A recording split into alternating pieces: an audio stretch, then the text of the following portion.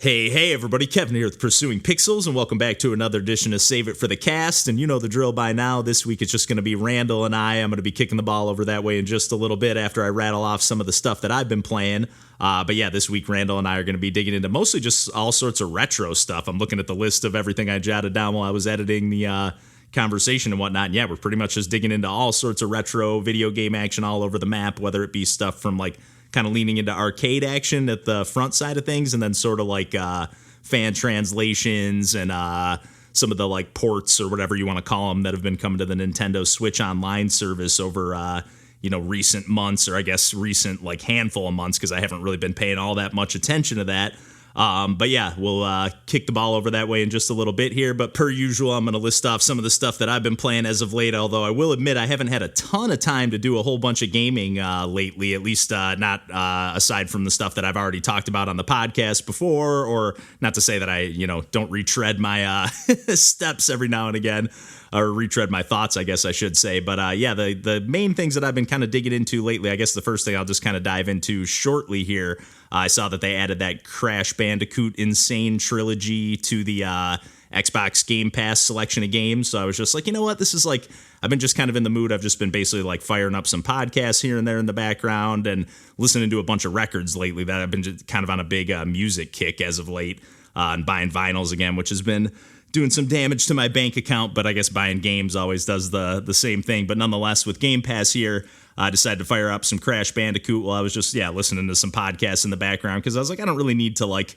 be fully immersed in this. I just want to do some mindless platforming action. And I actually just played like a little bit of all three of the games, and pretty impressed with this HD, remake that they did for all three of these games. Like, they just look really, really good. And I'm sure they look even better on like PS5 and Xbox Series X. I'm playing on Xbox One here, although I guess they were made during that, generation, PS4 era, I think, because they are a few years old. But nonetheless, yeah, I'm just really having kind of a good time. I will say I was a little bit bummed. I was playing the first one, and that was the one I made the most progress in. I maybe made it all the way through like the, almost through the first world. I beat the first boss, and then I accidentally like overwrote my save data, or like started a new file on my file, just because like they have the buttons mapped kind of weird when you're saving. Like I hit X, or you have to hit X to save instead of A. So I started a new game over my file. So I was like, I don't really want to start over here. But like I said, yeah, I played a little bit of all of these. My only real experience with the Crash games, I do own them all on PS1 nowadays, but never really have done more than pop them in for a quick second. But I did used to play it over at my cousin Jeff's house back in the day. He just always had the PS1. Well, we had more of like the Nintendo stuff. We ended up getting a PS2 and a PS1 eventually. But yeah, we always had more of like the Nintendo systems at our house. So yeah, anytime I went over to anyone's house that had a Sega or a PlayStation or anything like that, it was always kind of a treat to play some of those games, because they just had like a different personality to them. Not all the games, obviously, but yeah, the Crash games just were always ones that we played quite a bit of. Not that we ever made a ton of progress, and not that I did here, but yeah, just kind of glad to have them right here on Game Pass. I've been here and there, I've been thinking about, especially now that they announced that Game Pass price is going up a little bit. I'm like, do I really need to even have this Xbox? I don't really fire it up all that much, but this is kind of like the perfect thing. Like, I don't really want to own the Crash Trilogy collection, or at least I don't feel like I need to, especially since I own the original ones on PlayStation. I tend to kind of like to play those like, original versions when they're not super janky, at least. But yeah, these HD remakes are pretty cool. And then kind of the main game that I wanted to talk a little bit about, this might end up making some Save It for the Cast like conversation in the future, because John talked a little bit about it. He's the one that kind of encouraged me to finally scoop this one up. It's been on my radar for a while. It's called 20 Minutes Till Dawn. I scooped it up on Nintendo Switch. It's normally $5. It was on sale for $3.50, but honestly, I was kind of mad that I didn't just pay full price for it before this. But really, the main thing that was kind of like turning me off of the game was just the fact that it's called 20 Minutes Till Dawn, and I knew the like core conceit of the game is like you have to survive a 20-minute run, and it's a roguelike arcade kind of Vampire Survivors bullet heaven situation. So I was like, do I really want to like sit down and like, for a game that you're meant to play again and again, like, do I, 3 runs is going to be an hour, but obviously in the early goings, you're not surviving the full 20 minutes. I don't think I actually have just yet. There is a quick play mode that has a survive for 10 minutes. It doesn't allow you to unlock the different challenges. Like, I did actually survive a full 10-minute run, and then like it didn't unlock the second stage, which it looks like you would if you survive a 20-minute run. I have made it pretty dang close, and it's just really cool how you just keep getting stacked up.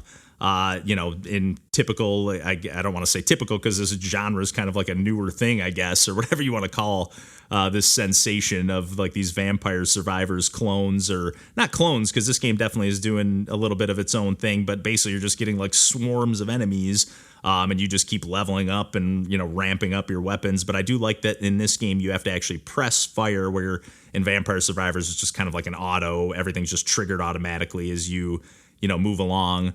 You just have to worry about positioning your character, where in this you definitely have to worry about reloading. I do have it set to auto reload, which I really like, but you can turn that off and there's like a dedicated reload button. But basically the way I have it set is basically anytime I stop firing, my character will automatically start to reload. And there's a ton of different weapons, I think about a dozen, and then a dozen different characters. And I do like, you have to buy the unlocks and kind of grind for them, but other than like, I think the first one's a little bit cheaper, like about 1,000 coins or whatever. And then everything after that is, I think, 3,150 tokens or whatever it is that you collect in the game. So like, obviously you do have to grind a little bit. It's not like you're unlocking stuff like crazy, because I only maybe get enough on like even a deep run to unlock, maybe one new weapon and one new character. But still, I'm making like decent progress on that side of things. And I do like that the cost doesn't just keep going up exponentially as I keep playing along. But the gameplay, I mean, it's kind of mindless-ish, which I guess is kind of, what I've been in the mood for lately, just putting on a podcast in the background or whatever, or even listening to some music like I was saying. But I just really like how like it ramps up, and like every upgrade you can like use the right stick and like kind of look at what the subsequent upgrades will be. Like, okay, so if I get this, these are the upgrades that will be on the table for like that skill tree to unlock that might, in the first character that you get, you can like re-roll the upgrades. There's a ton of different characters, and it like the way things stack up, like one of the characters is like shoots a, flaming fireball every, fifth shot or something like that. And then one of the weapons is like dual SMGs, and each one of those weapons counts as like an individually firing weapon. So you're like, if you pick that character, you're like firing these fireballs at double the rate, and then you can like get double the projectiles. So now you're shooting 4 projectiles, and it's still, again, counting those as each fifth shot. So now basically every second shot I'm taking, I'm shooting a fireball. It just starts to just stack and stack and stack. And it runs really well on the Switch. I'm always worried about games that just get into like crazy amounts of projectiles and whatnot. But I'm just having a ton of fun with this one. The characters, like, they're not all that different, but they're like just different enough. I have quite a few that I like. There's one that, apart from that like flaming fireball, or it's not even like a fireball, it's almost like a phoenix like wave or something. But there's another character that you can kind of like do like a dash, which also lets you like dash through enemies, and then it like leaves a little like shadow version of your character right where you dashed from, and then that'll start like kind of melee attacking enemies. And I don't think it kites them towards them. They'll still keep following you, but you'll still keep wiping out, a couple of enemies, and like, just everything just keeps stacking, and you can burn enemies and upgrade that. And in typical, again, any roguelike or again, not that this genre is all, I feel weird just like just accepting, okay, this is just a new thing that everybody knows what it is, but nonetheless, I guess it kind of is. But I'm just having a lot of fun with this one. It's been like the perfect game to just like come home from work. I've been really exhausted lately. We've just been like super busy. So when I get home, the summer season at the orthodontic office is just kind of wiping me out. So I'm just like, okay, let me just fire up something mindless, put on a good album that I've been looking forward to listening to, or put on a podcast, just to kind of do something simultaneously before I take care of some chores and whatnot. And then, otherwise I've just been like kind of scooping up some random games on sale. I picked up Dadish 3D and Super Fowlst 2, both from the same developer. I just played like a little tiny bit of those, actually recorded a quick video. But Dadish 3D is actually a little more challenging than I was expecting. The previous Dadish games, I think there's like 3 or 4 of them, and they're 2D platformers, with this one obviously being a 3D one. But I do like that it's more like just level based. You just have to like, get to the end of the stage, just like all the other games. I was kind of thinking it was going to be, more of an open world, or, Mario 64 kind of thing with a hub world kind of situation. Nope, it's just like beat the levels and keep moving along. But the platforming gets pretty dang challenging, but I do like that it's like just simple. Like it's just double jump, and that's pretty much the only thing you can do. And then Super Fowlst 2 kind of has like a weird control scheme. It's like a roguelike arcade kind of thing.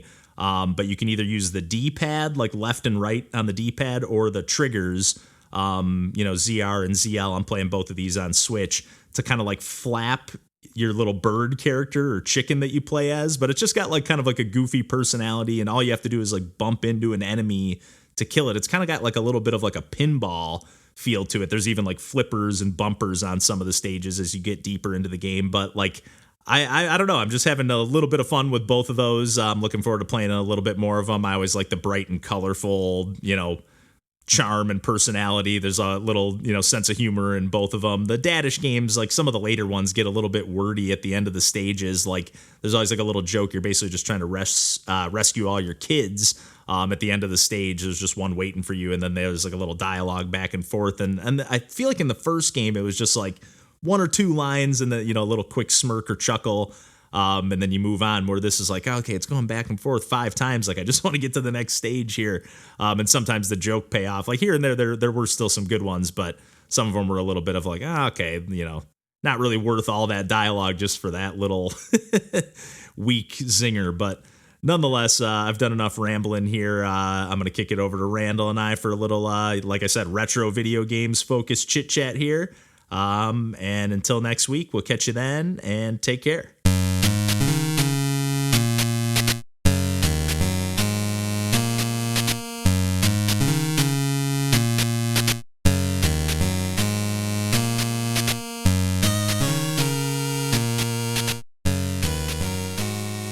Play that Parasol Stars. They just like released some kind of retro port of that game. I think it's from Inin, but it didn't look like any kind of modern thing. Like it looked like it was just a true retro port. Yeah, I think you and I played that a very long time ago. I kind of remember that too.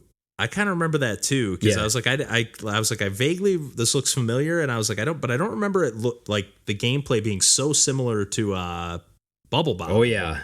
But I was like, I get why this is like kind of like a sequel. Oh, yeah.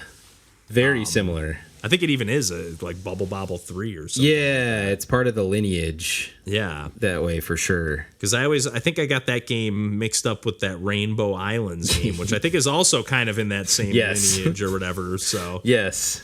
Very it looked a lot more fun. It looked a lot more fun than Rainbow Islands. Oh, I think Rainbow so. Islands looked like cool, but like retro jank, whatever. This looked like kind of like, this looks like just like a kind of polished up twist on Bubble Bobble. Yes. But even Bubble Bobble, as great as it is, can be a little jank at times too. A little jank, but it's jank, but it's so specific. And once you understand how it plays, it rewards you for that.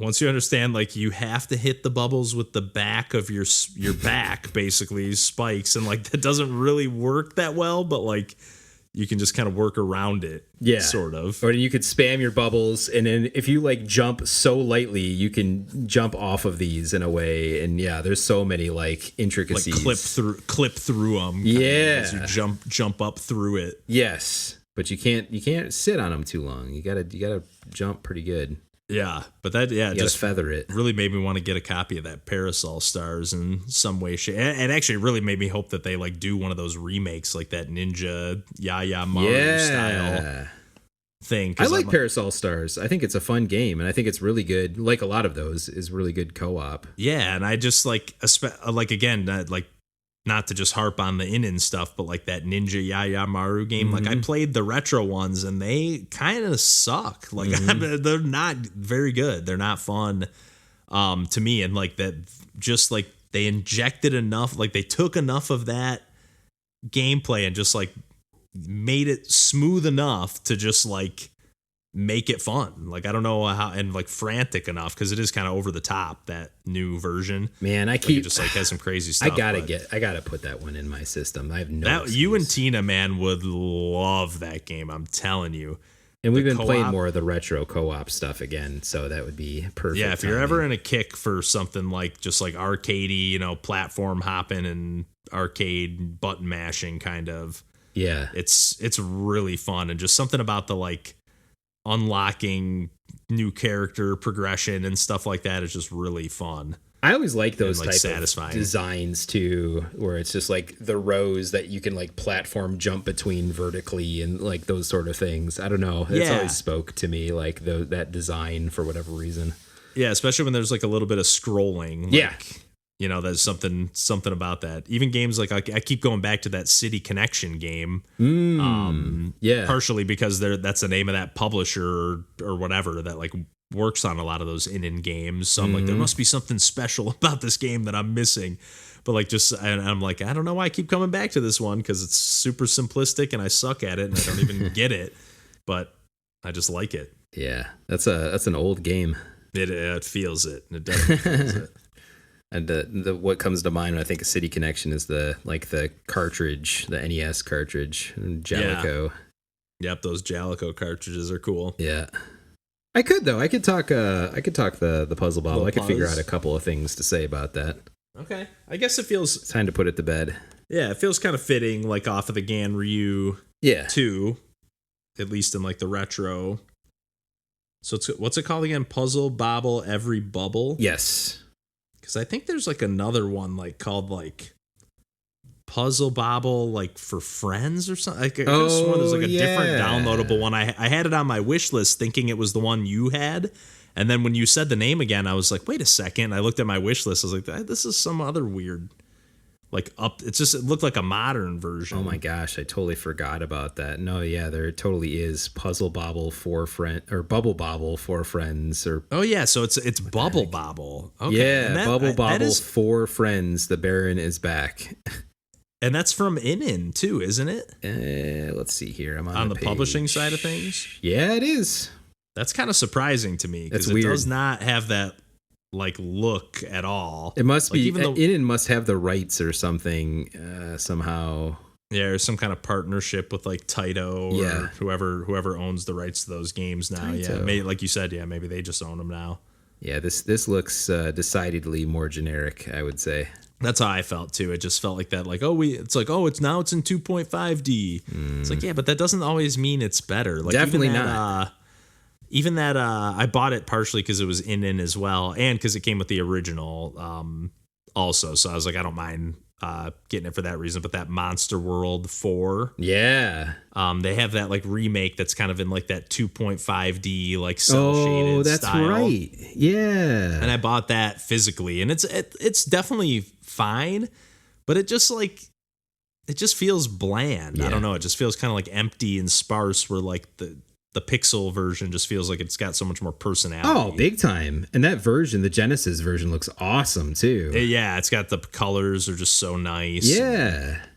That was a showcase for it. That was a disappointing thing. It never came over from Japan or whatever. That's one I've bought a few times. Like I know I'd bought a like digital version of it on PS3 back in the day. I got the Wii one for sure, I'm pretty sure. Yeah, I probably bought it on there too. Yeah, and then I eventually scooped up this physical copy. Although, you said the original version is at least on there, right? Yeah, it's got like it's kind of cool. Like it's all on one cartridge, but it has two separate like thumbnails. Oh yeah, on. Yeah. I kind of like when they do that. What is it? Risk of Rain does the same thing. Risk of Rain 2's physical release was that way. Oh really? Yeah. Okay, with that's the first cool. Risk of Rain on there. That's kind of cool. I kind of forgot that they included that first one with that. Yeah.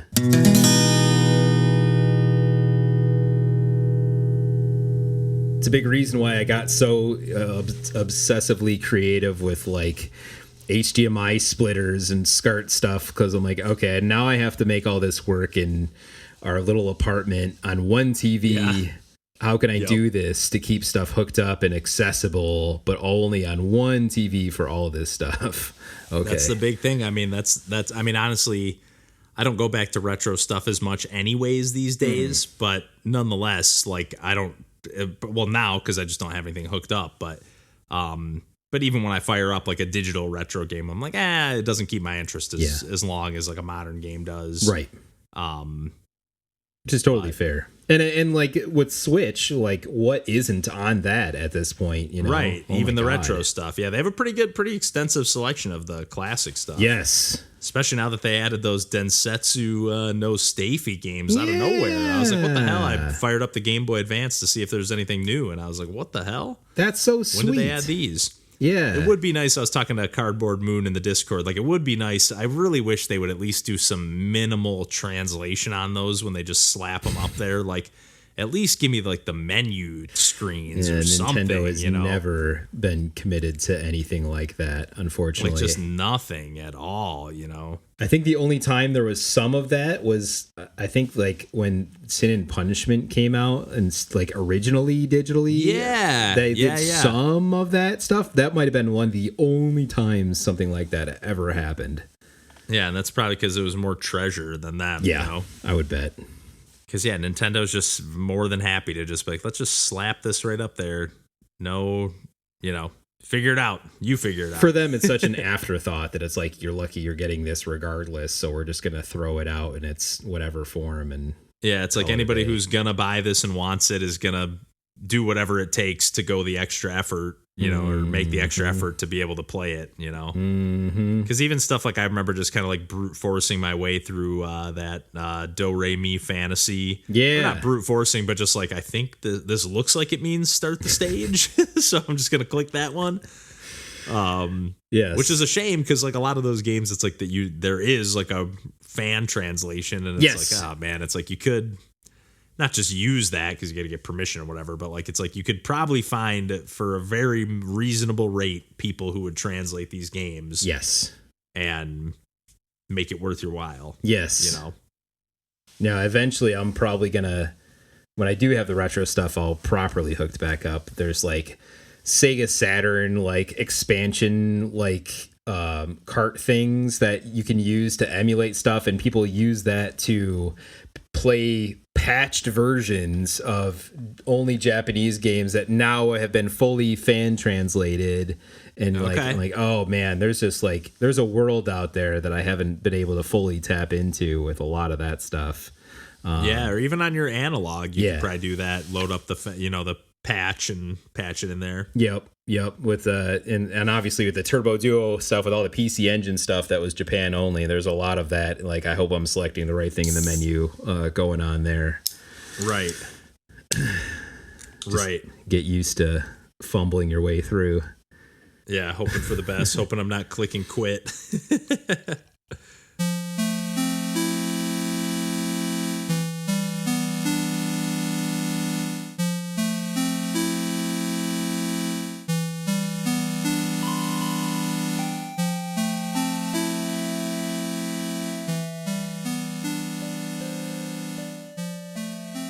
What is it?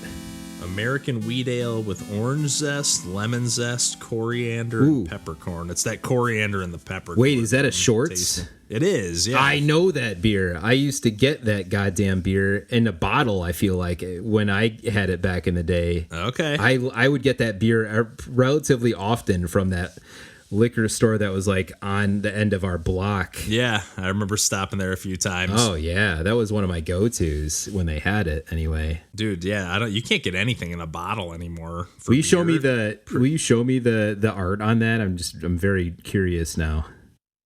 Oh man. Nice. Yeah. Yep, that's totally wow. It's actually kind of funny. It's called Nicie, Nicie. Yeah, is the name of the beer. Yeah. And it's kind of funny. Oh, this one. Oh no, there it is right there. Because they had this can. They have this beer called Local Light. I don't know if that's one they had back in the day, but you can buy like either a 12 pack or a 15 pack. It's kind of like their, or no, it's not an IPA. I was gonna say it's kind of like their all day IPA, but it's kind of, it's like a light session lager, kind of just crush this beer all day kind of thing. The everyday. And you beer. can tell that this can, like underneath it has like a little bit of that Local Light logo printed on it, and they just covered it up with a sticker. That's funny. They're just like, oh shit, we're not selling those Local Lights as much as we thought we would. It's not what the microbrew folks want. Yeah, seriously. It is a good beer, coriander in their beer. Yeah, they do some funky stuff, but I love it. Yeah, Shorts is solid. I always think of you guys when I get the Shorts. You were the ones that introduced me to that Soft Parade. Oh, yeah. That was my first Shorts experience, I think. I would imagine, yeah. It's kind of a mainstay at our home when we could find it. Yeah, it's a good one. Yeah.